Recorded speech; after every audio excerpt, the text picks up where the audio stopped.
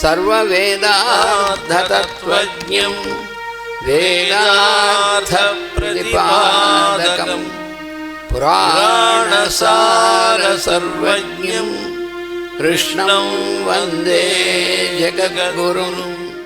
శ్రీమద్భాగవతీ గాథా రహస్యార్థప్రకాశకం సంశయోన్మూలనచణం కృష్ణం వందే జగద్గురుం. సర్వవేదార్థతత్వజ్ఞం వేదార్థప్రతిపాదకం పురాణసారసర్వజ్ఞం కృష్ణం వందే జగద్గురుం. ఓం అస్మద్గురుభ్యో నమః.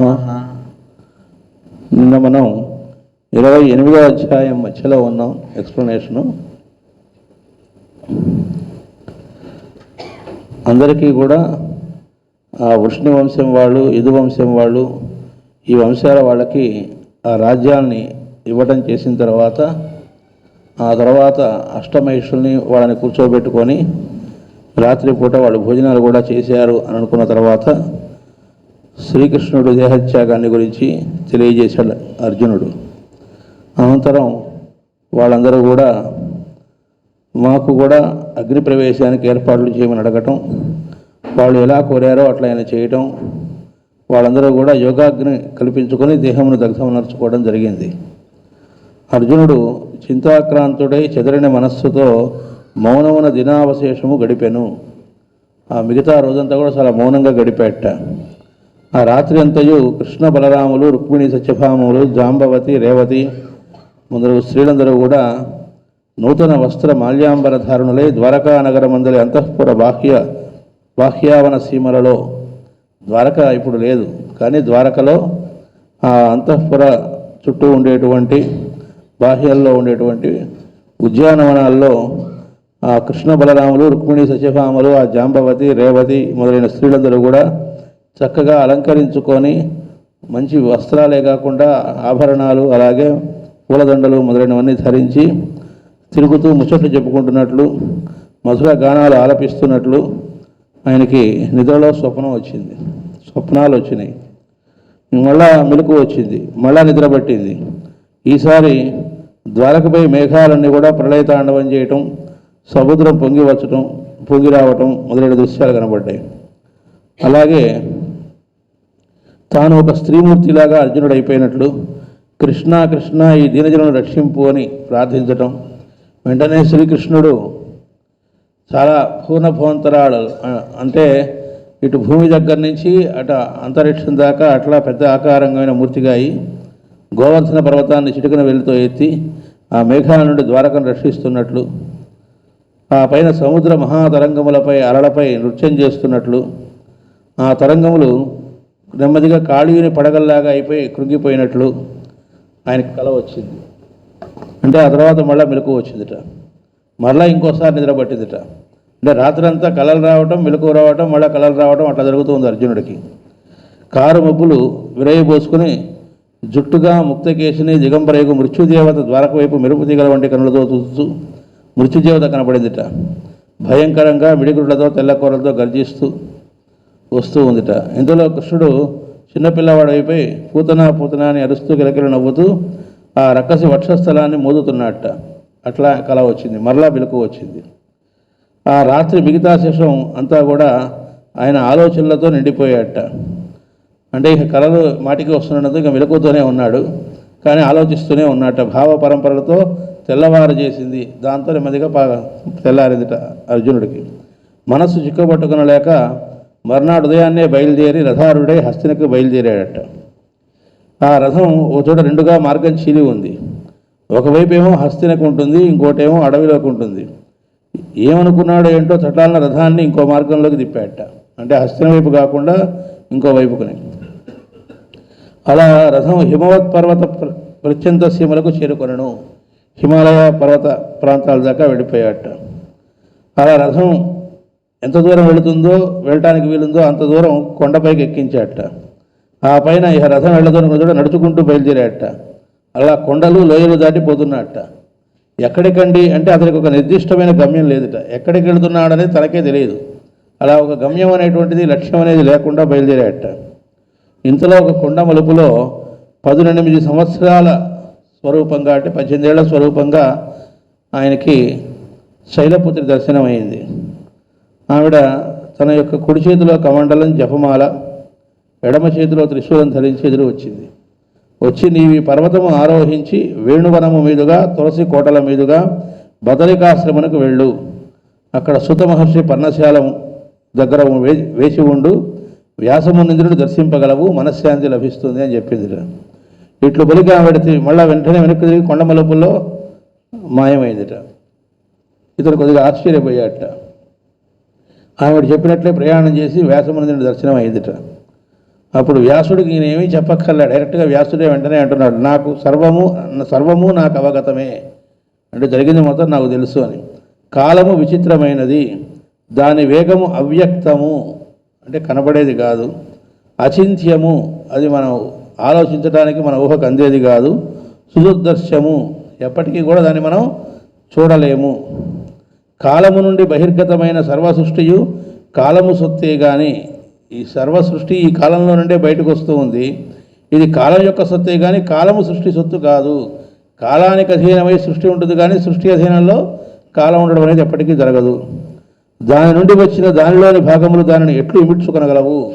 కాలంలో నుండి ఇవి వచ్చినాయి, ఇవి కాలాన్ని తమలో ఎట్లా ఇమిడ్చుకోగలవు అంటున్నాడు. వెలువడిన సృష్టి చిత్రములు మరల కలిసిపోవు లోపల చూచి వినోదింపవలసినదే కానీ అంతకు పూర్వము దాని పరము అని వారిని గురించి ఊహలు పెంచుకునరాదు. అంటే ఈ సృష్టిలో వ్యక్తమవుతూ ఉన్నటువంటి ఈ చిత్రాలన్నీ కూడా రావటం, మళ్ళా కలిసిపోవడం చూసి వినోదించాల్సిందే తప్ప దానికంటే ముందు తర్వాత అంటూ ఊహల్ని పెంచుకోకూడదు అని చెబుతున్నాడు. ఎప్పుడు ఆచరించవలసిన దానిని అప్పుడు కాలమే నిర్దేశించుండను. మరేం చేయాలంటే అప్పుడు ఏం చేయాలనే కర్తవ్యాన్ని కాలం నిర్దేశిస్తూ ఉంటుంది. దానిని ఆచరించడం కన్నా మరి యొక్క సత్యము లేదు. అది కాకుండా దీనిని కల్పించుకున్న అట్లా కాదని ఆ కల్పన సంస్కారముగా ముద్రింపబడి ఆయా ప్రకృతిని సంక్రమింపజేయును. దానివల్ల అట్లా కాదు అని ఎదురైతే కనుక ఏం జరుగుతుంది అంటే కొత్త సంస్కారాలను ఏర్పరచుకోవడం, దానివల్ల మళ్ళీ రకరకాల కాంప్లికేషన్స్ ఏర్పడతాయి అని. అర్జునుడు అప్పుడు అన్నాడు, ఆశ్రిత రక్షకుడై ధర్మ సంస్థాపకుడై మా కోసం ఇంత చేసిన కృష్ణుని అనాథస్త్రీలను కూడా దొంగల బారి నుండి కాపాడలేని వ్యర్థుడను అన్నాడు. లోపల ఆ బాధ ఉంది. ఎందుకంటే క్షత్రియుడి యొక్క సహజ లక్షణం రక్షించడం. తన చేత్తో ఎంతో మందిని రక్షించినటువంటి వాడు తమని వెన్నంటి ఉండి నీడలాగా ఉండి తోడుగా వెంట జంట కంటాట అట్లా అన్ని రకాలుగా ఉండి రక్షించినటువంటి కృష్ణుడి యొక్క స్త్రీలని నేను రక్షించలేకపోయాను అనేది ఆయన చాలా బాధిస్తూ ఉంది. అందుకని అలా ఆశ్రిత రక్షకుడై ధర్మ సంస్థాపకుడై మా కోసం ఇంత చేసినా, మా కోసం ఎంత చేశాడు ఉదయం చెప్పుకున్నాం కదా, ఎంత చేశాడో అట్లాంటి వాడు కృష్ణుని యొక్క అనాథ స్త్రీలు, అంటే వాడు నాథుడు లేడు కృష్ణుడు, ఆ స్త్రీలను రక్షించకుండా దొంగల బారిన పడుతుంటే కాపాడలేకపోయాను, వ్యర్థుడయ్యాను అన్నాడు. వెంటనే వ్యాసుడు చెబుతున్నాడు, వ్యర్థుడవు కావు, అపార్థుడవు కావు. శ్రీకృష్ణుడు అంత చేసినది మీకోసము కాదు, మా కోసం అంత చేసినా అన్నాడు కదా. అందుకని చెబుతున్నాడు, కృష్ణుడు చేసింది మీకోసం కాదు, జీవలోక శరణ్యముకు ధర్మము కోసము. ఆయనకి పాండవుల కౌరవుల అని కాదు. మాస్టర్ గారు చాలాసార్లు ఆయన ఉపన్యాసాల్లో చెప్పారు, ఒకవేళ పాండవులే అధర్మంగా ఉండి కౌరవులు ధర్మంగా ఉంటే కౌరవుల పక్షం వహించేవాడు అన్నారు. ఆయనకి వాడు కౌరవుల పాండవుల XYZ ఇది కాదు ఆయన చూసేది, ఆయన చూసేది ధర్మము. అందువల్ల జీవలోక శరణ్యమగు, ఎవరికైనా ఎప్పుడైనా దేన్ని మనం శరణు వేడాలి, దేన్ని మనం ఆధారంగా చేసుకొని మసలాలి అంటే ధర్మాన్ని. ఆ ధర్మం ఏదైతే ఉందో దానికి కోసం ఆయన చేశాడు తప్ప ఇంకోటి కాదు, మీకోసం కాదు అది అని చెబుతున్నాడు. వ్యక్తిగతమైన ఒకళ్ళ కోసం ఒకళ్ళ పక్షం వహించి చేసింది కాదు అని. అర్జునుడు, క్షుద్రులకు చోరులతో యుద్ధమున అక్షయ తృణీరములు వట్టిపోయినవి, మున్ను ఫాలాక్షునితో పోరు మిపించుటాదిగా నార్జించుకున్న మహాస్త్రములు పనిచేయలేదు. చాలా సామాన్యులు అనుకున్నటువంటి వాళ్ళు అలాంటి దొంగలతో యుద్ధంలో నా అక్షయ తృణీరాలు వట్టిపోయినాయి అంటే అవి ఎప్పుడూ అయిపోవు, ఆ అస్త్రములు దానిలో ఉండేవి, కానీ అవి ఖాళీ అయిపోయినాయి. అలాగే ఆ ఫాలాక్షుడితో అంటే పరమశివుడితో పోరి మెప్పించి పొందినటువంటి దివ్యాస్త్రాలు ఏవైతే ఉన్నాయో పరమశివుడు అనుగ్రహించింది అవి కూడా పనిచేయలేదు అన్నాడు. అంటే ఏం చెప్పినా ఆయన మనసు అక్కడ ఆగిపోయింది. తాను ఒక మహావీరుడు, ఎంతోమందిని రక్షించిన వాడు, ఈ రోజున అట్లా అయిపోయిందనే దగ్గర మాత్రం ఆయన ఆగిపోయాడు. వ్యాసుడు పాలాక్షునితో పొరిని నిజమే కానీ అస్త్రములు నీవు ఆర్జించుకున్నవి కావు, పోరి సాధించుకున్నవి అంటున్నాడు ఇందాక. కానీ ఆయన చెబుతాడు పోరి మెప్పించుదాదిగా ఆర్జించుకున్నాను అన్నాడు. నేను సంపాదించుకున్నాను అనుకుంటున్నాడు. ఆయన చెబుతున్నాడు అస్త్రములు నీవు ఆర్జించుకున్నవి కావు, ధర్మము అస్త్రముల రూపణ నిన్ను అనుగ్రహించినది. అంటే ధర్మ ప్రవర్తన ఉండి ధర్మం కోసం నిలబడ్డాడు కాబట్టి ఆ అస్త్రాలు ఈయన్ని వరించినాయి. ఈయన వాటిని సంపాదించాలని అనుకుంటున్నాడు. ఉదయం కూడా చెప్పుకున్నాం, అంత శివుణ్ణి వెప్పించి ఆ అడవి పందిని చంపి నేను అది సంపాదించాను ఆ పాశుపతాస్త్రాన్ని, దాంతో యుద్ధం చేసి ఉత్తర గోకర్ణంలో వీటిలో ఇచ్చేయగలిగాను. ఇది ఎంతటి కారణం ఆయన అనుగ్రహమే కదా, కృష్ణుడి యొక్క అనుగ్రహమే కదా అని. కానీ అక్కడ పరమశివుడితో పోరాడగలగటం కానీ ఆయన అనుగ్రహాన్ని పొందటం కానీ ఇదంతా కూడా ఎందుకు ఈయన అనుగ్రహింపబడ్డాడు, అన్ని దివ్యాస్త్రాలు ఎందుకు ఇవ్వబడ్డాయి. అలాగే ఉదయం చదువుకున్నాం మనం భాగవతంలో, ఒక్కసారిగా అటు ద్రోణుడు, కృపాచార్యుడు, అశ్వత్థామ, ఇటు భీష్ముడు, ఇంతమంది మహావీరులందరూ కూడా ఒక్కొక్కళ్ళు సామాన్యులు కాదు కదా, అందరూ ఒక్కసారిగా దివ్యాస్త్రాలని చుట్టుముట్టి అన్ని వైపుల నుంచి వేస్తున్నా ఒక్కటి ఈయన దగ్గరికి రాలేదట. అంటే కృష్ణుడు కాపాడేట. అంటే ఎందువల్ల ఈయనకు అంతటి ఇది వచ్చింది అంటే ఈయన ధర్మం వైపు నిలబడ్డాడు కాబట్టి ఆ ధర్మమే తేజస్సుగా ఆయన అనుగ్రహిస్తూ ఆ దివ్యాస్త్రాలని కూడా ఈయన్ని వరించటము, ఇతరులు వేసిన దివ్యాస్త్రాలు ఆయన ఏం చేయకుండా ఉండడం జరిగింది. కాబట్టి ఇక్కడ చెబుతున్నారు నువ్వు ఆర్జించుకోవటం కాదు, ధర్మము అస్త్రముల రూపమును నిన్ను అనుగ్రహించినది.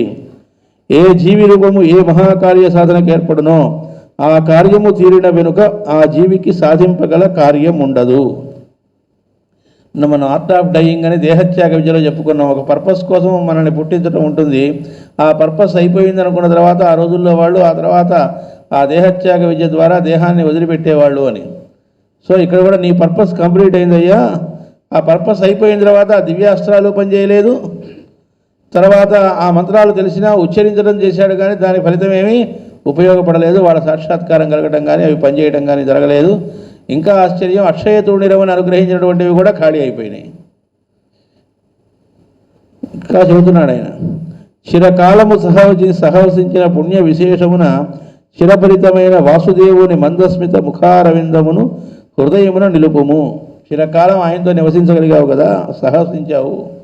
ఆ పుణ్య విశేషం వల్ల వాసుదేవుని మందస్మిత ముఖారవిందం నీకు చిరపరిచితమే కదా అంటున్నాడు. అంటే ఎప్పుడో ఒక్కసారి తళుక్కుమని చుట్టం వల్ల మనకు హృదయంలో ముద్రితం అవ్వదు, కానీ అలా కాదుగా, ఎంత క్లోజ్గా వాళ్ళు ఉన్నారనేది ఉదయం చెప్పుకున్నాం కదా. కృష్ణుడు తన అంతఃపుర స్త్రీలతో ఆడిన ముచ్చట్లు చెప్పుకునేవాడు. ఈ ఇద్దరు కలిసి ఒకే కంచంలో ఒకే మంచంలో అట్లా వాళ్ళు సహవసించారు. కాబట్టి ఆయన రూపమైన మర్చిపోయేదేం ఉండదు, హృదయగతమై ఉన్నది ఆల్రెడీ. కాబట్టి ఆయనతో చిరకాలం సహవసించావు కాబట్టి ఎలాగూ ఆ పుణ్య విశేషం వల్ల ఆయన యొక్క మందస్మిత ముఖారవిందం నీ హృదయంలో ఎలాగూ ముద్రితమే ఉంది కనుక దాని మీద దృష్టి నిలుపు అని చెబుతున్నాడు. అన్యమును ఊహింపకము, మిగతా విషయాల మీద ఇది ఖాళీ ఎందుకు అయింది, ఎందుకు రక్షించలేకపోయాను, అవి ఎందుకు పనిచేయలేదు, ఇట్లా అయింది ఏంటి, అట్లా అయింది ఏమిటి అనో ఇంకో మిగతా విషయాలు ఏది ఊహించవాకు, కేవలం ఆయన మీదే దృష్టి నిలుపు. అన్యభావములు కలిగినచో అవి అతడే అని ధ్యానింపము. కాదండి, మనస్సు మన కంట్రోల్లో ఉండదు కదా, అలా కాసేపు నిలపగలుగుతానేమో కానీ మళ్ళీ వేరే భావాలు రాకూడదనేముందంటే ఆ వచ్చే భావాలను కూడా ఆయనే ధ్యానించు, అప్పుడు భావము అనన్యమగును. రాబో దానికై వేచి ఉండము. ఇంకా ఏం జరుగుతుందనే దానిలో నువ్వేదో కొత్తగా కర్తవ్యాన్ని పులుముకోవాకు, ఏదో చేద్దాం అనుకోవాకు. నీ దగ్గరికే కర్తవ్యంగా వస్తుంది, ఆ వచ్చిన దానికోసం ఎదురు చూస్తూ ఉండు. మీ అన్న యుధిష్ఠిరుడు కృష్ణుడిపై నీకన్నా తక్కువ ప్రేమ గలవాడు కాడు, నీకొకడికే ఉందనుకోవాకు, మీ అన్న యుధిష్ఠిరుడికి కూడా, ఎందుకంటే ఆయన ఇంకా పూర్తి సమర్పణ చెందినటువంటి వాడు. అట్లే భీమ, నకుల, సహదేవులను పాంచాలియు, అంటే పాండవులు మిగతా నలుగురు కానీ ద్రౌపది కానీ వాళ్ళకు కూడా నీకెలా ఉందో కృష్ణుడి మీద ప్రేమ వాళ్ళకు కూడా ఉంది. సత్వరమే మరలిపోయి నీవు వారిని కలుసుకుంటే కర్తవ్యము. ఇప్పుడు నీ కర్తవ్యం వెళ్ళి వాళ్ళని కలుసుకోవటం అని చెప్పాడు. దేహధారులై దిగివచ్చి మీరందరూ ఒకే తావనకు చేరుకొనిరి. మీరందరూ కూడా దేహం ధరించి ఒకే చోటికి చేరారట అంటే అది ఆయన ప్లాన్లో భాగం కాబట్టి ఒక చోటికి చేరారు. ఇటు పైన కూడా ఒకే పదము వెంట పయనింపుడు. ఇక పై కూడా మీరందరూ ఎవరికి వాళ్ళుగా కాదు, అంటే ఈయన దోన అలా బయలుదేరి వెళ్ళిపోతున్నాడు కదా కృష్ణుడు బాడీ వదిలాడని తెలిసిన తర్వాత, అలా కాదు మీరందరూ కలిసి మళ్ళా పయనించవలసి ఉంటుంది ఇటు పైన కూడా అని చెప్పాడు. ఎల్లరకు ఇది నా సందేశముగా తెలుపుము అంటే మిగతా పాండవులకి ద్రౌపదికి కూడా ఇది నా సందేశం తెలియజేయ అన్నాడు. పథము శివముగుగాక, మీరు నడిచేటువంటి మార్గం అంటే ఫిజికల్గా నడిచే మార్గం అని కాదు, ఇకపై పయనించే ఈ జీవన మార్గం ఏదైతే ఉందో అది శుభం కలుగుగాక, ఇక పోయి రమ్ము అని చెప్పాడు.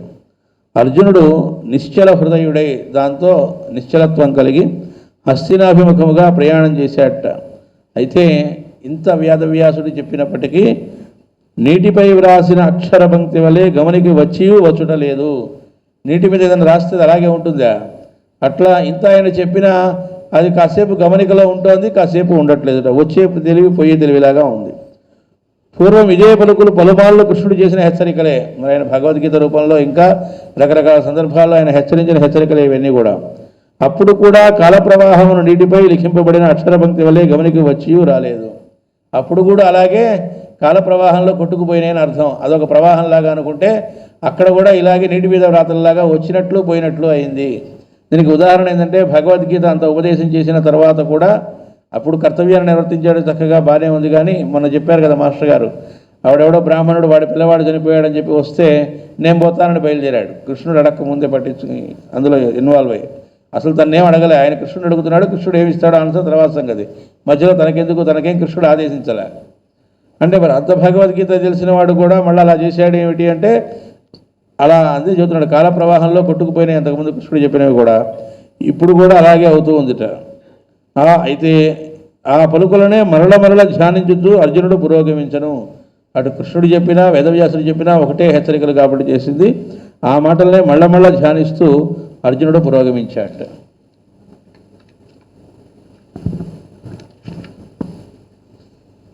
29వ అధ్యాయం.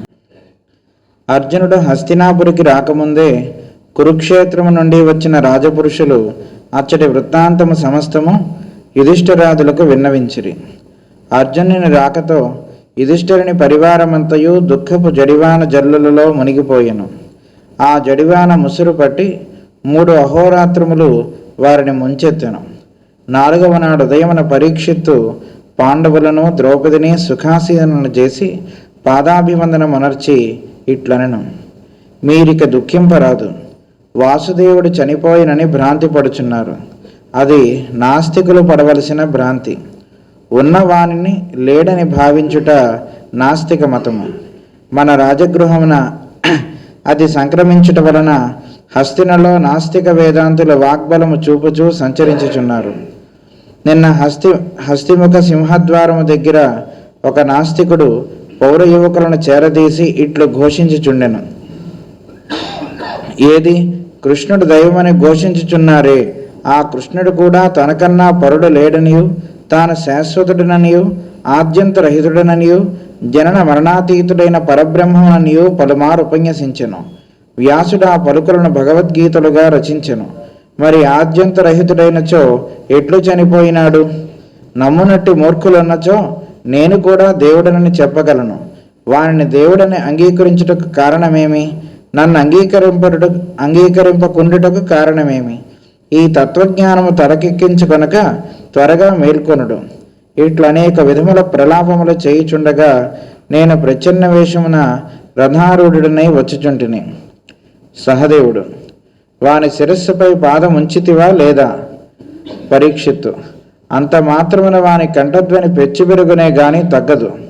నేను వానిని సూటిగా సమీపించి కన్నులలోనికి చూచుచు నాకు బోధింపమంటిని. వాని కన్నులలో నాకు వాసుదేవుని మూర్తి కనిపించెను. వెంటనే అతడు నిశ్చేష్టుడై వినమ్రుడై పాదాక్రాంతుడయ్యను. కారణము నాకింతవరకు అంతుపట్టలేదు. యుధిష్ఠిరుడు: అతడు నీ కన్నులలో చిరంజీవి అయిన వాసుదేవుని చూచి ఉండవచ్చును. పరీక్షిత్తు: నా జన్మదినమున నన్ను ఆశీర్వదించిన వాసుదేవుడు నాకొక కానుక ప్రసాదించెను. వలసినప్పుడల్లా నా ముఖమున ఇతరులకు తన ముఖ కవళికలు కనిపించుచుండునని వరమిచ్చెను. దానిని మరచిన నాకు మీరిప్పుడు ప్రత్యభిజ్ఞ చేసిరి. వాసుదేవుని అనుగ్రహం ప్రసరించినచో ఈ భరతఖండము అఖండ మూర్తిగా సంపుటీకరించుట కష్టసాధ్యము కాదు. నాకు అనుజ్ఞ ఇచ్చినచో భరతఖండం ఆసేతు సీతాచలము పాదచారినై ప్రదక్షిణావర్తముగా తిరిగి వాసుదేవుని ధర్మమయ మూర్తిని ప్రజల హృదయములలో ప్రతిష్ఠించి వచ్చి మీ దర్శనము చేసేదను. కర్తవ్యం ఉపేక్షింపబడినచో కార్యము దుష్కరమగునని నేను నమ్మను గాని భరతఖండ ప్రజలు నానావిధ వైఖరులతో దీనావస్థను అనుభవించు కాల పరిమితి ఎక్కువగునని భావించుచున్నాను. భీముడు: నీవు మాకు వంశప్రదీప మూర్తివని చాలా కాలము క్రిందటనే గుర్తించి సంతసించితిమి. నీవు తప్పక భరతఖండమున పాదయాత్ర చేసి క్షేమముగా రమ్ము. అర్జునుడు: నీ పాదస్పర్శ కలిగిన తావులందెల్లా భూమి సస్యశ్యామలమై వసుమతి అని పేర సార్థకపరుచుకొను. తప్పక పోయిరమ్ము. నకులుడు: యుధిష్ఠిరుని ఆదేశమున ధర్మమున 4 పాదములపై సుప్రతిష్ఠితము చేసిరమ్ము. ద్రౌపది: తండ్రి, ఇక నీవే నా దృష్టిలో గొప్ప బాలకుడువు. నీ పలుకులలో చిరునవ్వులలో నేను గోపాలుడకు కృష్ణుని హావభావములను విలాసములను దర్శించుకొందును. నీ పాదము సోకిన భరతభూమి యందు ధాత్రి గోరూపధారిణి ధర్మమూర్తి గోవత్సమైన బాల వృషభమై విహరించును. క్షేమముగా పోయిరమ్ము. పరీక్షిత్తు: తాతగారు ధర్మపుత్రులు నాకు అనుజ్ఞ ఇచ్చి ఆశీర్వదింపవలను కదా. ధర్మరాజు: ధర్మకిశోరమూర్తిని నిన్ను తప్పక ఆశీర్వదించి పంపెదను. దానికి మాసము దినములు గడువున్నది. మాకిక వయస్సుతో పాటు కర్తవ్యము తీరిపోయినదని గుర్తింపుకొనుట హాస్యాస్పదము. నిన్నీ బ్రహ్మావర్తమునకు అఖండ రాజ్యాభిషిక్తుని చేసి మా జీవ కళలు నీ యందు రాజ్యముతో పాటు ధారాదత్తము చేసేదము. అటుపైన మా కోరిక కూడా తీర్చి నీవు ఆసేతు సీతాచలము పాదము పెట్టి జైత్రయాత్ర చేయుదువుగాక. పరీక్షిత్తు: మీ కోరిక తీర్చుట కన్నా నాకు జన్మసాఫల్యమేమున్నది? ఆజ్ఞాపింపుడు. యుధిష్ఠిరుడు: నిన్ను పట్టాభిషిక్తుని చేసిన వెనుక నా కోరిక తెలుపెదను. రేపు ఉదయమున ధౌమ్యాది పురోహిత వర్గమును ఆహ్వానించి మంత్రులను సామంతులను ప్రకృతి జనులను సభ తీర్చి సభలో నా సంకల్పం నిరూపించి ముహూర్త నిర్ణయము చేయించదను. ద్రౌపది: ఈ ముహూర్తము కోసమే ఎల్లరము ఎదురుచూచున్నాము.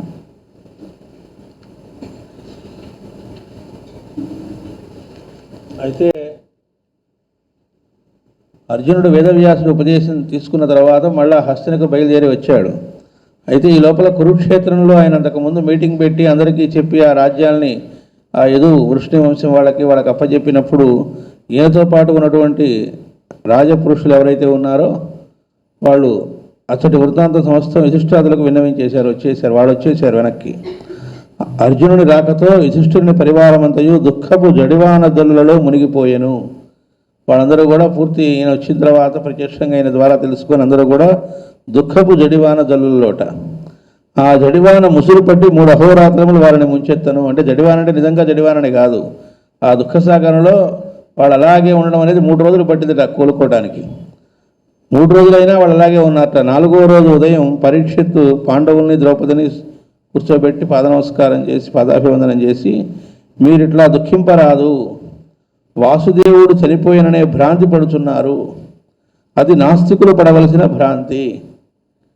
అంటే భౌతికంగా ఆయన లేకపోతే ఇంకా ఆయన లేడు అనేటువంటిది నాస్తికులు చేసేటువంటి పని అని చెబుతున్నారు. అంతే కదా, దేవుడు కనబడట్లేదు కాబట్టి లేడు అనేది నాస్తికులు. మరి కృష్ణుడు ఇప్పుడు కనబడట్లేదు కాబట్టి లేడు, అది నాస్తికుల యొక్క లక్షణము. ఉన్నవారిని లేడని భావించడం నాస్తిక మతము. మన రాజగృహమును అది సంక్రమించటం వలన హస్తినలో నాస్తిక వేదాంతులు వాగ్బలము చూపుతూ సంచరించుతున్నారు. ఎంత జాగ్రత్తగా చదువుకోవాలి ఈ వాక్యం. పొరపాటు ఎక్కడ జరిగిందిట? రాజగృహంలో. అంటే మన ఇళ్లల్లో ఇలా ఉన్నాం కనుక దేశంలో కూడా అలాంటి వాళ్ళు బయలుదేరారు అంటున్నాడు. ఇక్కడ మనలో అలాంటి పొరపాటు భావాలు రావటం వల్ల అలాంటి పొరపాటు భావాలతో ఉండేవాళ్ళు రాజ్యంలో పెరుగుతున్నారు అని. ఆ హస్తినలో నాస్తిక వేదాంతులు వాగ్బలం చూపెడుతున్నారట. అంటే మీటింగులు పెట్టల్లా అలాంటివన్నీ చర్చిస్తూ మాట్లాడుతున్నారట. నిన్న హస్తిముఖ సింహద్వారము దగ్గర ఒక నాస్తికుడు పౌర యువకులను చేరదీసి మాట్లాడుతూ ఉన్నాడు. ఏది కృష్ణుడు దైవమని ఘోషించాడే, తనకన్నా పరుడు లేడని, తను శాశ్వతుడని, ఆద్యంత రహితుడని ఇట్లాంటివన్నీ చెప్పాడు కదా. జనన మరణాత్రైన పరబ్రహ్మన్నని చాలాసార్లు ఉపన్యాసం చెప్పాడు కదా.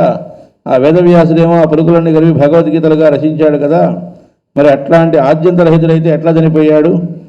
నమ్మే మూర్ఖులు ఉన్నప్పుడు నేను కూడా చెప్తా దేవుణ్ణని, వారిని దేవుడిని అంగీకరించడానికి కారణం ఏంటి, నన్ను అంగీకరించకూడడానికి కారణం ఏమి, ఇట్లా వాడు ఈ తత్వజ్ఞానం తలకెక్కించుకునక త్వరగా మేలుకోండి, ఇట్లాంటి పిచ్చివాడిని నమ్మవాకండి, బయటికి రండి, మేలుకోండి అని ఇలా రకరకాలుగా వాడు వాగుతూ ఉంటే ఈయన మాల రూపంలో అక్కడికి వెళ్ళాట. అవన్నీ విన్నాట రథారుడే వెళ్ళి ఆ విషయం చెప్పాడు, ఇట్లా విన్నాను అని. వెంటనే సహదేవుడు వెంటనే వాని శిరస్సుపై పాదం ఉంచితివా లేదా అంటున్నాడు. అంటే అట్లా మాట్లాడతాడా? వెంటనే వాడి కాళ్ళ మీద నీ తలకాయ పెట్టేసావా, వాడి తలకాయ మీద నీ కాళ్ళు పెట్టావా, నొక్కేసావా అన్నట్టుగా అడుగుతున్నాడు. వెంటనే పరీక్షిత్ చెబుతున్నాడు. అంటే చాలా పెద్ద వయస్సులో ఉన్న సహదేవుడేమో సహనాన్ని కోల్పోయాడు, కానీ చాలా బ్యాలెన్స్డ్గా అక్కడ పరీక్షిస్తున్నాడు. అంత మాత్రమున వాని కంఠధ్వని పెంచి పిడుకునే కానీ తగ్గదు, బలవంతంగా ఆపుదామంటే ఇంకా ఎక్కువగా అట్నుంచి ఇది వస్తుంది కదా అని. నేను వారిని సూటిగా సమీపించి కనులలోకి చూసి నాకు బోధింపమంటిని, ఏది నాకు చెప్పు ఒకసారి అని అన్నట్ట వెళ్ళి కన్నులలోకి చూసి. అంతే, వాని కన్నులలో నాకు వాసుదేవుని మూర్తి కనిపించను. ఈయన ఎవరిలోనైనా వాసుదేవుడిని చూస్తున్నాడు కాబట్టి ఇలా ఎవరైతే పిచ్చిబాగుడు బాగుతున్నాడో వాడి కళ్ళల్లో ఆయనకి ఎవరు కనబడారంటే వాసుదేవుడు కనబడ్డాట. అటుపక్క ఉన్నటువంటి వాడు నిశ్చేష్టుడై వినమ్రుడై పాదాక్రాంతుడయ్యాట. అప్పటిదాకా ఇట్లా వాగిన వాడు ఒక్కసారిగా సాష్టాంగ నమస్కారం చేశాడు. వచ్చినవాడు పరీక్షితుడు, అతనికి ఏం తెలియదు, మారువేషంలో ఉన్నాడు. కానీ ఈయన కళ్ళలోకి చూస్తే సాష్టాంగ నమస్కారం చేశాడంటే ఆయనకు కూడా వాసుదేవుడే కనబడ్డాడు. కారణము నాకు ఇంతవరకు అంతుపట్టలేదు, అలా ఎందుకు సాష్టాంగ నమస్కారం చేసి వినమ్రుడై నమస్కారం చేసి వెళ్ళాడో నాకు అర్థం కాలేదు అంటున్నాడు. యుధిష్ఠుడు అన్నాడు, అతడు నీ కనులలో చిరంజీవి అయిన వాసుదేవుని చూసి ఉండవచ్చును. చిరంజీవి అయిన వాసుదేవుడు అన్నారు. అంటే వాసుదేవుడు భౌతికంగా దేవతలు ఉండొచ్చు, కానీ ఆయన ఎప్పుడూ ఉంటాడు కనుక ఆ చిరంజీవత్వం అనేది ఈయన ద్వారా వ్యక్తమయ్యాడని అర్థం అన్నమాట. అప్పుడు పరీక్షిత్ అన్నాడు, నా జన్మదినమున నన్ను ఆశీర్వదించిన వాసుదేవుడు నాకు ఒక కానుక ప్రసాదించాడు. అది వరకు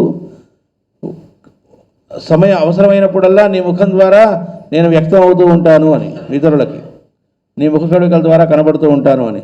అది నేను మరిచాను, అది ఈరోజు మీరు గుర్తు చేశారు, ఓహో అదన్నమాట కారణం అని అనుకున్నాడు. వాసుదేవుని అనుగ్రహము ప్రసరించిన ఈ భరతఖండము అఖండమూర్తిగా సంపుటీకరణము కష్టసాధ్యము కాదు.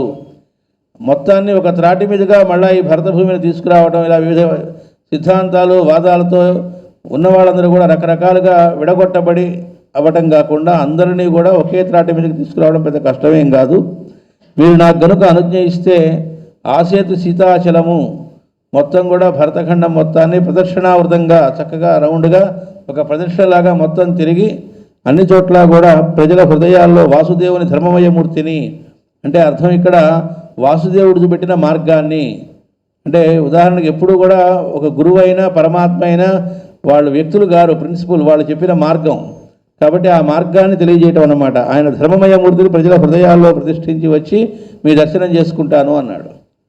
అనగానే ఇంకో మాట కూడా చెబుతున్నాడు, కర్తవ్యము ఉపేక్షింపబడినచో, అంటే ఇది లేట్ చేయకూడదు, వెంటనే చేయాలి, కాదని మనం ఉపేక్షిస్తే ఆ తర్వాత కార్యం దుష్కరం అవుతుంది, కష్టం అవుతుంది నేను నమ్మను. కానీ మళ్ళా వాళ్ళందరినీ రకరకాల వైఖరులతో భరతఖండ ప్రజలు దీనావస్థను అనుభవించు కాలపరిమితి పెరుగుతుంది అంటున్నాడు.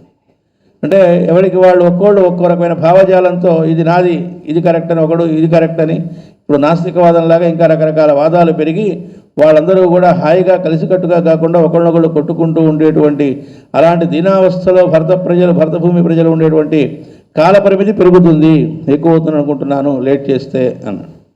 భీముడు, నీవు మాకు వంశప్రదీపమూర్తివని చాలా కాలం కిందటే గుర్తించి సంతసించితిమి. చాలా సంతోషంతో భీముడు అంటున్నాడు, ఆయన ఈ వంశానికి నువ్వు వన్న తెచ్చేవాడివి, వెలుగు తెచ్చేవాడని చాలా కాలం క్రితే మేము గమనించాము, తప్పక నువ్వు భరతఖండం మొత్తం పాదయాత్ర చేయవలసింది, చేసి క్షేమంగా రా అన్నాడు. అర్జునుడు కూడా, నీ పాదస్పర్శ కలిగిన తావులందల్లా భూమి సస్యశ్యామలమై వసుమతి అను పేర సార్థకపరచును. అంటే వసుమతి అంటే సంపదలన్నీ ఇచ్చేటువంటిది అని.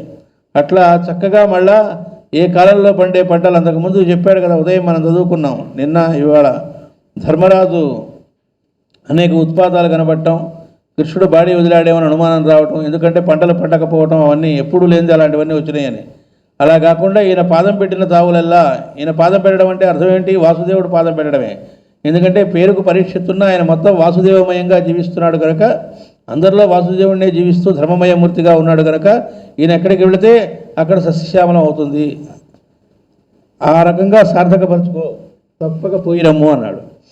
నకులుడు అంటున్నాడు, యుధిష్ఠిరుని ఆదేశమున ధర్మమును 4 పాదాలపై సుప్రతిష్ఠితము చేసి రమ్ము. ధర్మం 3 పాదాలు లేవు. ధర్మం 2 పాదాలు. ఇప్పుడు కలియుగం వచ్చేటప్పటికి 1 పాదం. దీని ముందు ద్వాపరం కదా, 2 పాదాలతో ధర్మం ఉండేటువంటి సమయం. కానీ 4 పాదాల ధర్మం ఉండేట్టుగా నువ్వు చక్కగా మళ్ళా సుప్రతిష్ఠం చెయ్యి అంటున్నాడు నకులుడు. ద్రౌపది అంటోంది, తండ్రి ఇక నీవే నా దృష్టిలో గొప్ప బాలకుడవు. ఎందుకంటే గొప్ప బాలురు గోపికలు వాళ్ళందరూ ఎప్పుడూ కృష్ణుని ధ్యానం చేయడం తప్ప తమ జీవితం అంటూ ప్రత్యేకంగా లేదు. కాబట్టి నా దృష్టిలో నువ్వే గొప్ప బాలకుడివి. కారణం నీ పలుకులలో, అంటే నువ్వు మాట్లాడుతున్న చిరునవ్వులోనూ నువ్వు కృష్ణుడి హావభావాలే కనబడుతూ ఉన్నాయి, ఆయన విలాసాలే దర్శిస్తూ ఉన్నాను నేను. నీ పాదము సోకిన భరతభూమి యందు ధాత్రి, అంటే ఈ భూమి గోరూపధారణి అయి ధర్మమూర్తి గోవత్సమైన బాల వృషభమై విహరించును, క్షేమముగా పోయిరమ్ము. అంటే ధర్మమూర్తి, ధర్మమేమో వృషభంట, గోవత్సమైన బాల వృషభమై విహరిస్తుందిట, భూమి ఏమో గోరూపధారణి అవుతుందిట.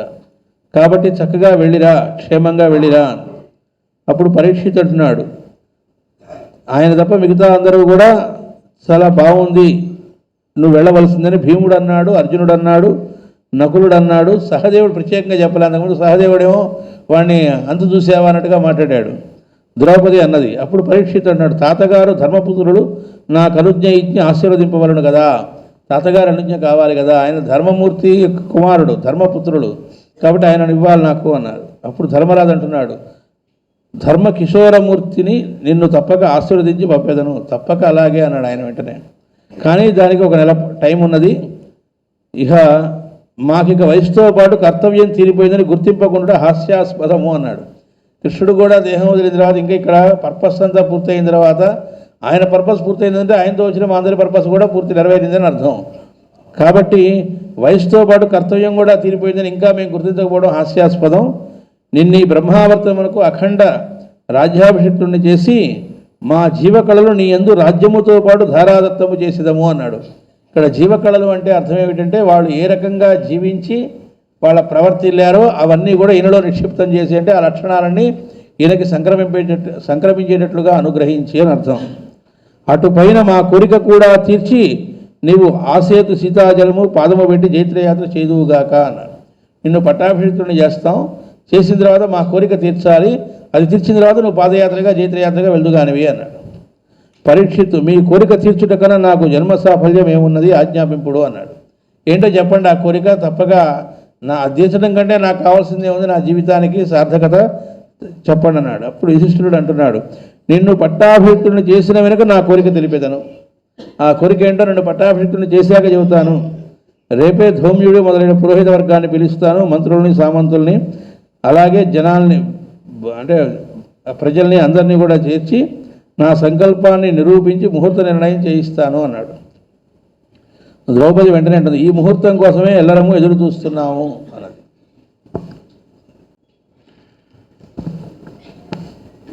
30వ అధ్యాయం. కొన్ని కోట్ల సౌర కుటుంబములు నీలాకాశ శరీర దేహమునకు రోమకూపములై వర్తించుచున్నవి. అందొక భాగము పరిపూర్ణ నారాయణమయ దివ్య సృష్టితో తొణిగసలాడుచున్నదని భూమిపై కొందరు ఋషులు గుర్తించిరి. ఆ దివ్య సృష్టిమయమైన భాగమును వైకుంఠమని పేర్కొనిరి.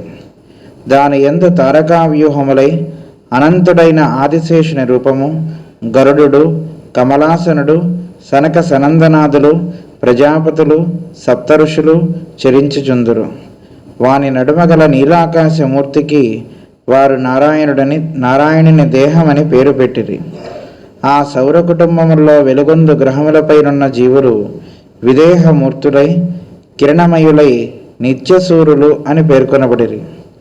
సర్వజ్ఞులైన వారి అనుగ్రహ వీక్షణములు మన సౌర కుటుంబముపై అందుండి మన భూమిపై పడుచుండరని తపోమహిమచే దర్శించిన శక్తి, పరాశర, వ్యాసాది మునీంద్రులు హిమోత్పర్వత శిరస్సుపై ధ్రువ నక్షత్రము సంచరించు పూర్వవైభవమును కూడా దర్శించిరి.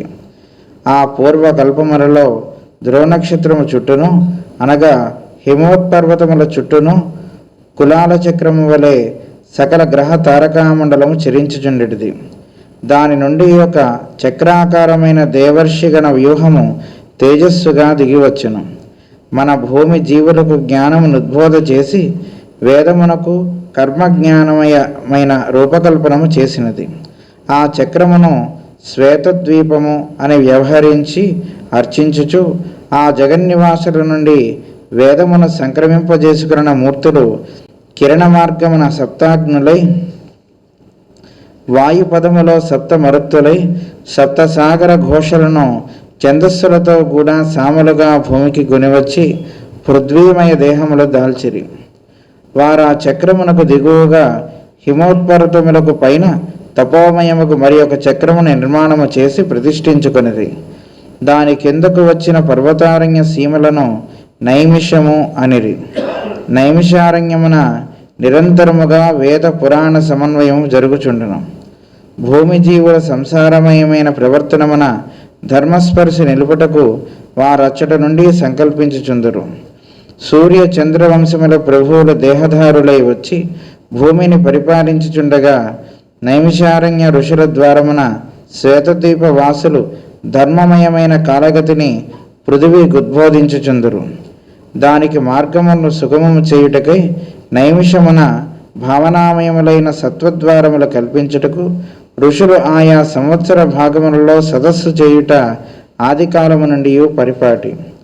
ఆ సంప్రదాయమును అనుసరించి వ్యాసుడు, సూతుడు, సౌనకుడు, మైత్రేయుడు, మరువు, దేవాపి బదరికాశ్రమమున సమావేశమైరి. వారందుండి వాసుదేవుడు దేహం విడుచుట గమనించుచుండిరి. యుధిష్ఠిరుడు పరీక్షిత్తునకు పట్టాభిషేకము సంకల్పించు క్షణమునకై వేచి ఉండిన వ్యాసాదులకు వాసుదేవుని దేహమున వెలువడిన నారాయణ తేజము శ్వేతద్వీపమునకు పోయి నైమిషమునకు దిగివచ్చుచున్నట్టు కనిపించెను. కర్తవ్యం ఉపదేశింపబడిన ఋషులందరూ కూడబలుకునిరి. అందు మైత్రేయుడు త్రివేణీ సంగమమైన ప్రయాగయందు విదురునకు తత్వమయమైన భాగవత పురాణ సమితిని అనుగ్రహించున్నట్లును, శంబళ కలాప గుహలలో మరువు ప్రచ్ఛన్నుడై కలికల్మషహరణ వ్యూహమునకు ప్రభువుగా రాజర్షిపీఠం ఆరోహించినట్లును, అతని నుండి పరీక్షిత్తునకు ధర్మ పరిపాలన వ్యూహము స్ఫురించినట్లును నిర్ణయింపబడినది. దేవాపి మరువున కమాత్యుడై భరతభూమి యందలి బ్రహ్మ విద్యా సంస్కారమును జీవవంతము చేయుచు కలియుగాది నుండి మరలా కృతయుగం వరకు దీక్ష స్వీకరించెను. జ్వాలాకూరుడు సిద్ధాశ్రమ మార్గమున భరతఖండము వెలుపల వసించు వారిపై శాశ్వత వేద విజ్ఞానమును ప్రసరింపజేయుటకు కార్యసన్నద్ధుడయ్యను. ఆ సంకల్పముననే హస్తిన్లో యుధిష్ఠిరుడు మంత్రి పురోహిత సామంతాదులను సమావేశపరిచి పరీక్షిత్ పట్టాభిషేకమును ప్రకటించి చైత్ర బహుళ పంచమి నాడు పెద్దలచే సుముహూర్తము స్వీకరించెను.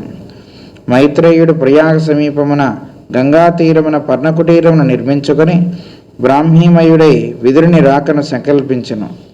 విదురుడు సూతాశ్రమమున వ్యాసదర్శనము చేసిన వెనుక సకల పుణ్యతీర్థములను పాదచారి సేవించుచుండెను. అతడు అనిర్దిష్ట ప్రయాణమున నాడు ద్వారకా సమీప అరణ్య భూములందు ఉంటినని గ్రహించెను. ద్వారకకు పోయి ప్రభాస తీర్థమున స్నానము చేసి కృష్ణ దర్శనము చేయవలనని 3 సంవత్సరముల నుండి అభిలషించుచుండెను. కృష్ణుని స్మరించినప్పుడల్లా తాను చూచిన చివరి ఘట్టము మనస్సున మెదలుచుండెను. వాసుదేవుడు పాండవుల దూతగా హస్తినకు వచ్చుట, తన్ను కురుసభలో ధర్మబోధ చేయమని ఉద్బోధించుట, దుర్యోధనుడు తన్ను అవమానించుట, ధృతరాష్ట్రుడు కాదనకుండా సమ్మతించుట మున్నొక దృశ్యములు విదురునకు కృష్ణస్మరణతో ముడిపెట్టుకున్నవి. ఈ 3 సంవత్సరముల నుండి కృష్ణ దర్శనమును సంకల్పించినప్పుడల్లా ధృతరాష్ట్రుని ముఖము జ్ఞప్తికి వచ్చుచుండెను. వానిపై తన మనస్సున కోపమును పుండు మానలేదు. బాల్యము నుండి వాసుదేవుని మూర్తిని అర్చించిన తనకి దుర్గతి ఏమి? తనకు కృష్ణ దర్శనము కాకుండాటకు ఇదియే కారణము అని మెరుసినట్లు స్ఫురించెను.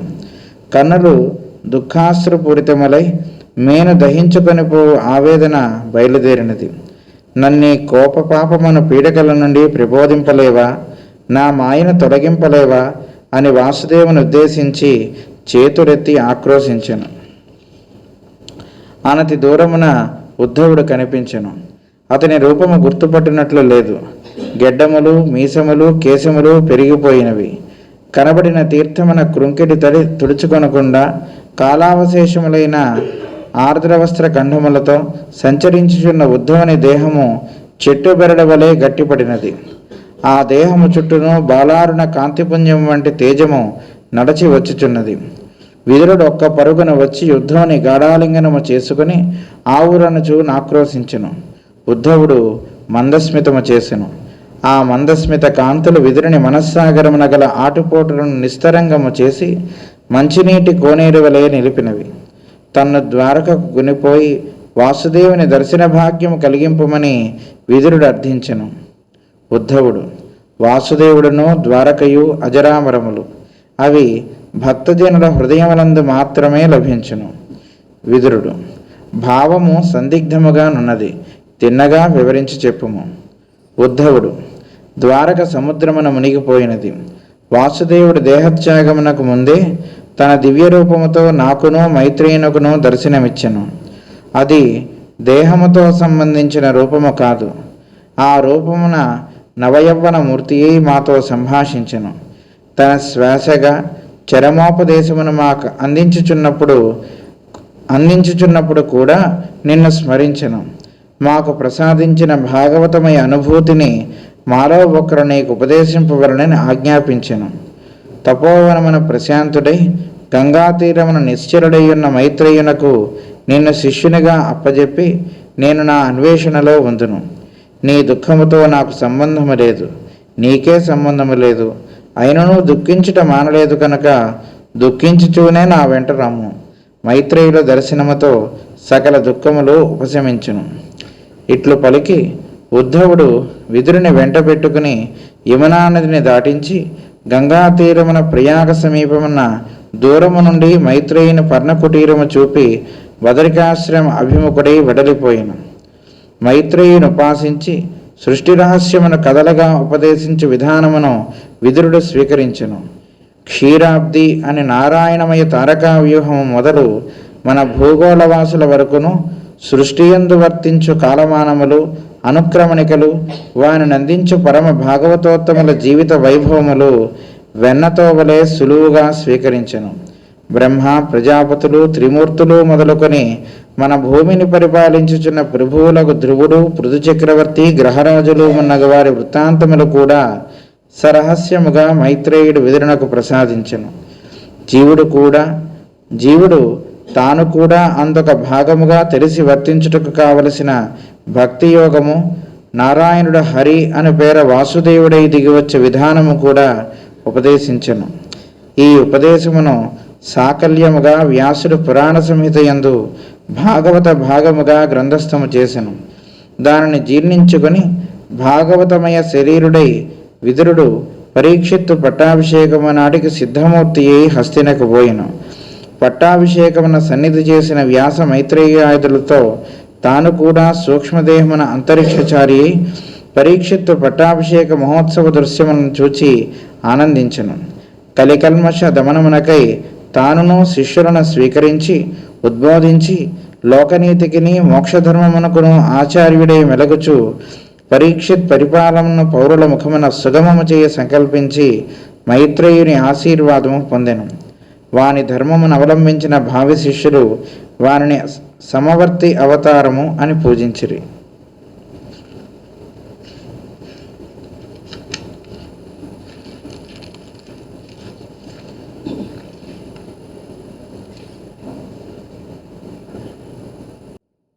ఈ ఆకాశం మొత్తం, ఈ అంతరిక్షం మనకు కనబడే ఆకాశం మొత్తం కూడా స్వామి యొక్క నీలాకాశ శరీర దేహము అంటారు. ఆకాశం శరీరం బ్రహ్మ అని. అయితే కొన్ని కోట్ల సౌర కుటుంబాలు ఉన్నాయి, అవన్నీ కూడా ఆయన రోమ కూపములై వర్తిస్తున్నాయి అన్నారు. మనకు లీలాసుకుడు కూడా అట్లాంటి వాడికి ఒక చెంబుడు నీళ్లతో స్నానం చేయించగలిగింది యశోద అని చెబుతారు. అంటే మొత్తం కోటాను కోట్ల సౌర కుటుంబాలు, కోటాను కోట్ల సౌర కుటుంబాలు ఉంటే మన దేహంలో చిన్న చిన్న అలా చర్మపు బయటికి వెంట్రుకలు ఏవైతే ఉంటాయో ఒక్కొక్కటి అది ఒక్కొక్క సౌర కుటుంబం అని చెప్పారు. అట్లాంటి కోటాను కోట్ల సౌర కుటుంబాలు రోమకూపాలుగా కలిగినటువంటి నీలాకాశ దేహంట పరమాత్మ. అందొక భాగము పరిపూర్ణ నారాయణమయ దివ్య సృష్టితో తుణికసలాడుతున్నదని భూమిపై కొందరు ఋషులు గుర్తించిరి. దీనిలో మళ్ళా ప్రత్యేకంగా అంతరిక్షంలో ఒక పార్ట్ పూర్తిగా నారాయణమయమైన దివ్య సృష్టితో తొణికసలాడుతుందని కొందరు భూమి మీద ఉండేటువంటి ఋషులు గుర్తించారట. ఆ దివ్య సృష్టిమయమైన భాగానికి వైకుంఠము అని పేర్కొన్నారట. దాని యందు తారకా వ్యూహములై అనంతుడైన ఆదిశేషుని రూపము, గరుడు, కమలాసనుడు, సనక సనందనాదులు వాళ్ళందరూ ఎట్లా ఉన్నారట? తారకామయ రూపంగా ఉన్నారట. అక్కడ అందరూ కూడా అంటే వెలుగులుగా ఉన్నారు. ప్రజాపతులు, సప్తర్షులు అందరూ చలిస్తూ ఉంటారట. వారి నడుమగల నీలాకాశమూర్తికి వారు నారాయణుని దేహమని పేరు పెట్టిరి. ఆ సౌర కుటుంబంలో వెలుగొందు గ్రహములపై ఉన్న జీవులు విదేహమూర్తులై అంటే దేహమే ఉండదు వాళ్ళకి, కిరణమయులై నిత్య సూర్యులనే పేరుతో పేర్కొనబడతారట. సర్వజ్ఞులైన వారి అనుగ్రహ వీక్షణములు మన సౌర కుటుంబముపై అందుండి మన భూమిపై పడుచుండనని తపోమహిమచే దర్శించిన శక్తి పరాశర వ్యాసాది మునీంద్రులు. అక్కడి నుంచి ఆ మహాత్ములైనటువంటి వాళ్ళ యొక్క అనుగ్రహ వీక్షణాలు మన సౌర కుటుంబంపై అక్కడి నుంచి మన భూమిపై పడుతూ ఉన్నాయి అనే విషయాన్ని తమ తపశక్తి చేత శక్తి పరాశర మహర్షి, వ్యాసాది మునీంద్రులు, అలాగే హిమవత్పర్వత శిరస్సు పైన ధ్రువ నక్షత్రము సంచరించు పూర్వ వైభవమును కూడా దర్శించారు. అంటే హిమాలయాలకు సుటిగా పైన అటు ఉత్తర ధ్రువం దానికంటే పైగా ధ్రువ నక్షత్రం సంచరిస్తూ ఉందనే విషయాన్ని గ్రహించారట. అలాగే పర్వతముల చుట్టూను కులాల చక్రము వలె సకల గ్రహ తారకా మండలము చరించుచుండేటిది. దాని నుండి ఒక చక్రాకారమైన దేవర్షిగణ వ్యూహము తేజస్సుగా దిగివచ్చుచు మన భూమి జీవులకు జ్ఞానమును ఉద్బోధ చేసి వేదమునకు కర్మజ్ఞానమయమైన రూపకల్పనము చేసినది. అంతేకాకుండా హిమాలయాలకి పైగా ఒక తారకా మండలం, సకల గ్రహ తారకా మండలం చరిస్తూ ఉండేదిట.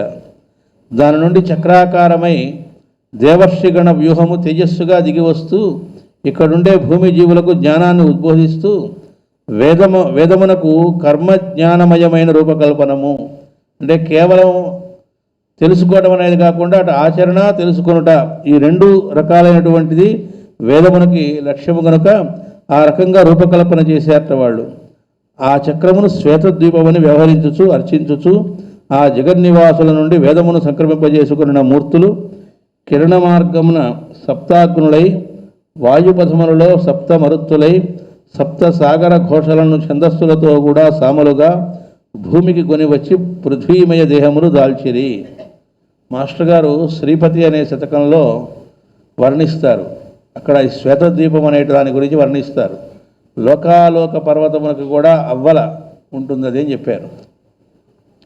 ఆ శ్వేతద్వీపం అనేటువంటిది, ఆ శ్వేతద్వీపం అనేటువంటి అక్కడికి లోకాలోక పర్వతం అనే దాని దగ్గరికి అవ్వల అన్నప్పుడు అక్కడికి వెళ్ళేటప్పటికి ఎవడు అక్కడి దాకా వెళ్ళాడో వాడు అయిపోతాడట, తన ఎగ్జిస్టెన్స్ వేరే ఉండదు. అలాంటి చోటని చెప్పారు. ఆ శ్వేతద్వీపాన్ని గురించి వర్ణిస్తారు అక్కడ. ఆ శ్వేతద్వీపంలో ఉండేటువంటి వాళ్ళు ఎవరైతే ఉన్నారో ఆ మూర్తులు కిరణ మార్గం ద్వారా సప్తాగ్నులుగా, సప్తవరుత్తులుగా, సప్త సాగర ఘోషలను ఛందస్సులతో కూడా సామలుగా భూమికి కొనివచ్చి అంటే వాళ్ళందరూ కూడా అక్కడ ఉన్నటువంటి ఆ అనుభూతిని ఏదైతే ఉందో వాళ్ళు దివ్యకక్షల్లో అనుభవిస్తున్నది అది మనకు కూడా అనుగ్రహించడం కోసం కిరణ రూపంలో వచ్చి ఇక్కడ వాళ్ళు దేహాలు దాల్చారట. పృథ్వీమయ దేహములు అంటే జీవులుగా, ఇక్కడ భూమి మీద జీవులుగా శ్వేతద్వీపవాసులు వచ్చారు అని చెబుతున్నారు. వారు ఆ చక్రమునకు దిగువగా హిమవత్పర్వతములకు పైన తపోమయముకు మరి ఒక చక్రమును నిర్మాణము చేసి ప్రతిష్ఠించుకొనిరి. అటు పైన ఒక చక్రం ఏర్పడింది దివ్య తేజస్సుతో అని చెప్పారు హిమాలయాలకు పైన. ఇదిగాక కింద హిమాలయాలు ఉన్నాయి. ఈ రెండింటికి మధ్య వాళ్ళు మళ్ళా ఇంకొక చక్రాన్ని నిర్మాణం చేశారట ఈ శ్వేతద్వీపవాసులు. దాని క్రిందకు వచ్చిన పర్వతారణ్య సీమలను నైమిషమనిరి. అలా వాళ్ళు ఏర్పాటు చేసిన దానికి ఎక్కడ ఏర్పాటు చేశారో దాని కింద ఉండే పర్వత అరణ్య ప్రాంతానికి నైమిషము అని పేరు. నైమిషారణ్యం వెళ్ళాం కదండి అంటే అది భౌతికమైన నైమిషారణ్యం, కానీ అసలైన నైమిషము అనేటువంటిది తేజోమయమైనటువంటిది వాళ్ళు నిర్మాణం చేసింది ఉందిట. ఆ నైమిషారణ్యమున నిరంతరముగా వేద పురాణ సమన్వయము జరుగుచుండును, ఎప్పుడూ జరుగుతూ ఉంటుందిట వేద పురాణ సమన్వయము అనేటువంటిది. భూమి జీవులు సంసారమయమైన ప్రవర్తనమున ధర్మస్పర్శ నిలుపుటకు వారు అచట నుండి సంకల్పించుచుందురు. మనం ఈ భూమి మీద ఎక్కడ ఉన్న వాళ్ళమైనా సరే సంసార జీవులు వీటిల్లో పడి కొట్టుకుపోతున్నటువంటి వాళ్ళందరూ కూడా చక్కటి ధర్మ ప్రవర్తన నిలపడం అనేటువంటిది వాళ్ళు అక్కడి నుంచి సంకల్పిస్తూ ఉంటారట. అంటే మనం ఎక్కడైనా ధర్మ ప్రవర్తనతో జీవిస్తున్నాము, జీవించాలని బుద్ధి పుట్టిందిట అంటే అక్కడి నుంచి వాళ్ళు సంకల్పించడం వలన అని అర్థం. వాళ్ళు ఎక్కడి నుంచి వచ్చిన వాళ్ళు శ్వేతద్వీపం నుంచి కిరణమయులే వచ్చి ఇక్కడ మళ్ళా వాళ్ళు ఈ భూమికి సంబంధించినటువంటి జీవులుగా రూపుకట్టుకొని, అది కూడా మళ్ళా వాళ్ళు ఈ భూమి మీద కూడా హిమాలయాలకు పైన అక్కడ నుంచి వచ్చినటువంటి తారకా వ్యూహానికి సంబంధించిన చక్రం ఒకటి ఉందిట. దానికి హిమాలయాలకి మధ్యలో వాళ్ళు ఇంకొక దివ్య తేజస్సుతో కూడిన చక్రవ్యూహం ఏర్పాటు చేసుకొని దానికి నైమిషం అని పేరుట. అక్కడ ఉండి అక్కడి నుంచి ఈ కార్యక్రమాన్ని నిర్వర్తిస్తూ ఉన్నారట. ఏమిటి అంటే మిగతా ఇక్కడ ఉండే వాళ్ళందరిలో కూడా ధర్మ ప్రవర్తన నిలపటం అనేటువంటి దానికి సూర్యచంద్ర వంశముల ప్రభువులు దేహధారులై వచ్చి భూమిని పరిపాలించుతుండగా, సూర్యవంశము చంద్రవంశము అని ఆ ప్రభువులు దేహధారులై వచ్చి ఈ భూమిని పరిపాలిస్తూ ఉండగా నైమిషారణ్య ఋషుల ద్వారమున శ్వేతద్వీపవాసులు ధర్మమయమైన కాలగతిని పృథివికి ఉద్బోధించుతుందరు. ఈ నైమిషారణ్య ఋషుల వాళ్ళ ద్వారా ఈ శ్వేతద్వీపవాసులు ఎవరైతే ఉన్నారో వాళ్ళు ధర్మమయమైన కాలగతిని ఈ భూమికి ఉద్బోధించుతూ ఉన్నారట.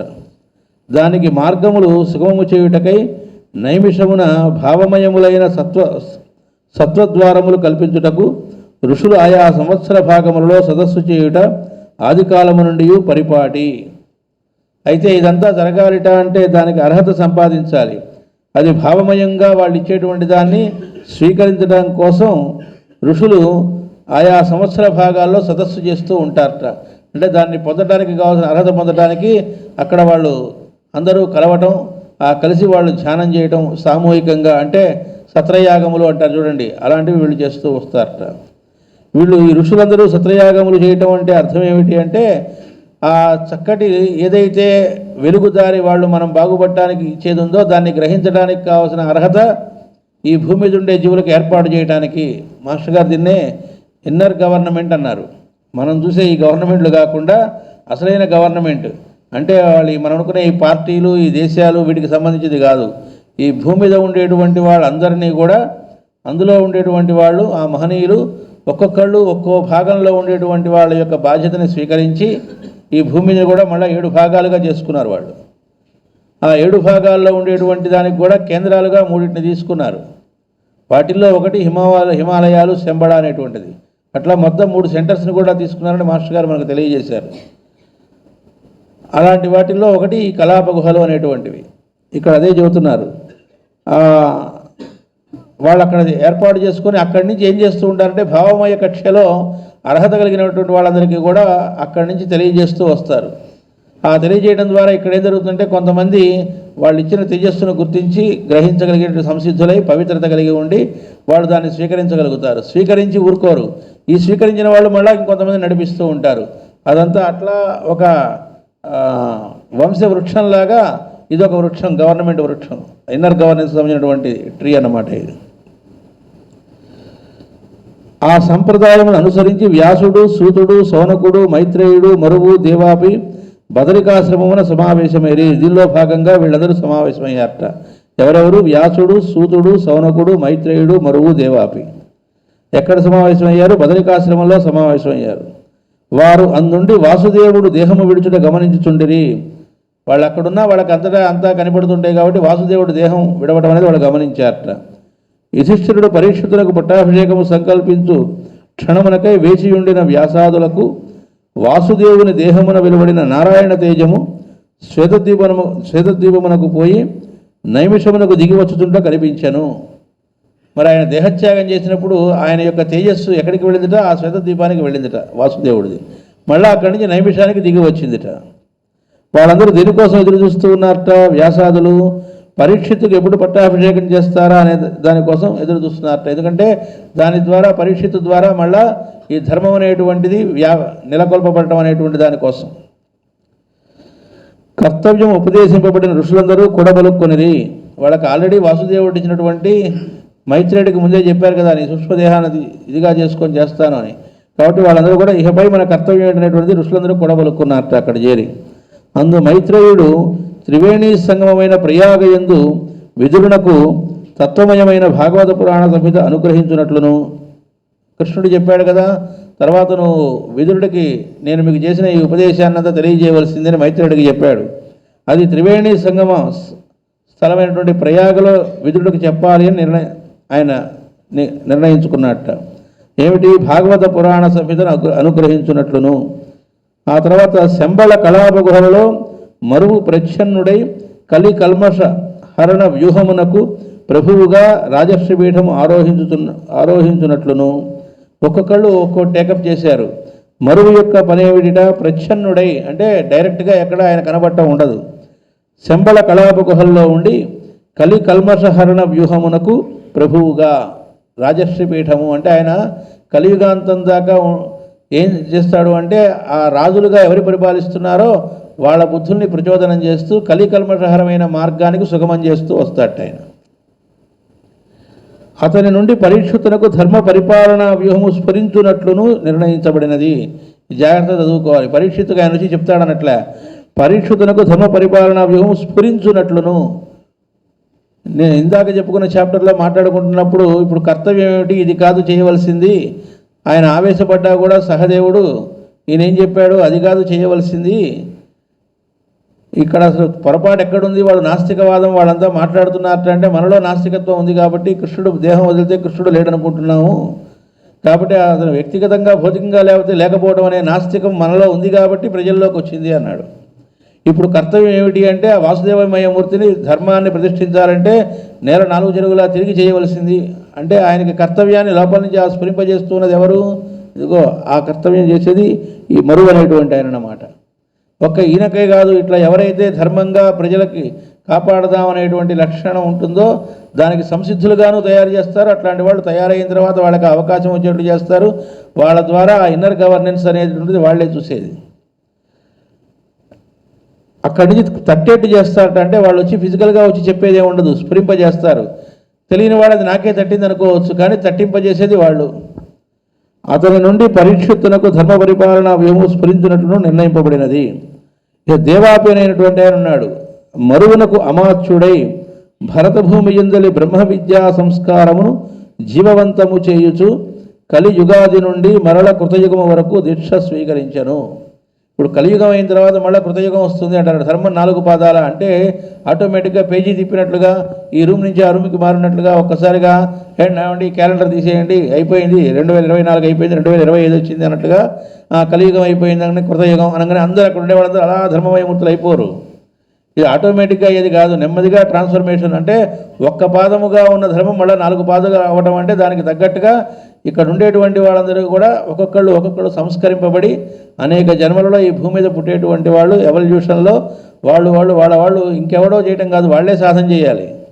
ఎవడికి వాడు సాధన చేయవలసిందే, మార్గమే ఇవ్వగలరు. అలా సాధన చేసి వీళ్ళందరూ పరిపూర్ణులై ధర్మంతో పూర్తిగా ధర్మంగా ఎందుకు ప్రవర్తిస్తున్నావు అంటే అలా ఉంటే హాయిగా ఉంటుంది కాబట్టి అనే ఆన్సర్ కలియుగంలో ఎక్కువ మంది ఇస్తాం.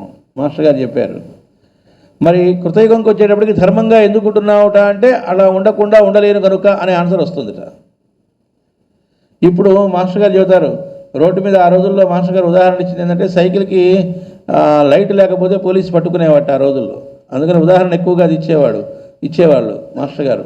సైకిల్ మీద వెళుతున్నప్పుడు కొంతమంది ఆన్సర్ ఏమిటిట, ఎందుకు పెట్టుకున్నావు లైట్ అంటే పోలీసు పట్టుకుంటాడు కాబట్టి, వాడు పట్టుకోడుట అంటే వెళ్ళిపోతామని అర్థం అన్నమాట. అలా కలియుగం లక్షణం అలా ఉంటుంది. ధర్మంగా ఒకవేళ ఎవడన్నా ఉన్నా ఎందుకు ఉంటాడుట అంటే అలా ఉండకపోతే హాయిగా లేదండి, కొన్నాళ్ళు చూశాను, ధర్మంగా ఉంటే బాగుంటుంది, లేకపోతే మనశ్శాంతిగా లేదు కాబట్టి ధర్మంగా ఉండడం.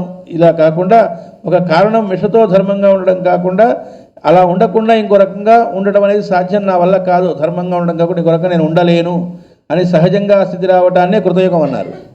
ఆ కృతయుగంలోకి మనం అడుగు పెట్టాలిట అంటే దానికి సంబంధించిన అర్హత మనలో రావాలిట అంటే ఆ రకమైన బ్రహ్మ విద్యా సంప్రదాయం జీవవంతం అవ్వాలి, మనకు జీవవంతము చేయటం అన్నారు.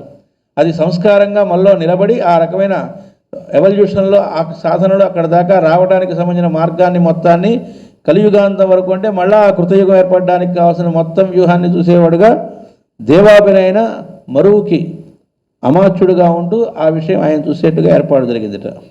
మరి జ్వాలాకురుడని ఆయన సిద్ధాశ్రమ మార్గమున మందజాలంలో మనకు చెప్పిన సిద్ధాశ్రమం అన్నట్లుగా ఆయన పని ఏమిటంటే భరతఖండము వెలుపల వసించు వారిపై అంటే పాశ్చాత్య దేశాలు ఏవైతే ఉన్నాయో భరతభూమి కాకుండా మిగతా ప్రాంతాల్లో శాశ్వత వేద విజ్ఞానమును ప్రసరింపజేయుటకు కార్యసన్నద్ధుడయ్యను. ఆయన టేకప్ చేసింది ఆ మిగతా దేశాల్లో, అందుకే ప్రాక్పశ్చిమ సమన్వయము అన్నారు. అదంతా కూడా వాళ్ళకందరికీ కూడా ఇది ఇవ్వడం, అందజేయడం అనేటువంటిది జ్వాలాకురుడు చేశారట. ఆ సంకల్పముననే హస్తినలో యుధిష్ఠిరుడు మంత్రి పురోహిత సామంతాదులను సమావేశపరిచి పరీక్షిత్ పట్టాభిషేకమును ప్రకటించి చైత్ర బహుళ పంచమి నాడు పెద్దల చేసి ముహూర్తము స్వీకరించను. వాళ్ళు అక్కడ అనుకున్నారు కాబట్టి ఇక్కడ పరీక్షితులు చేయాలని సంకల్పం కలిగింది ఎవరికి? ధర్మరాజుకి.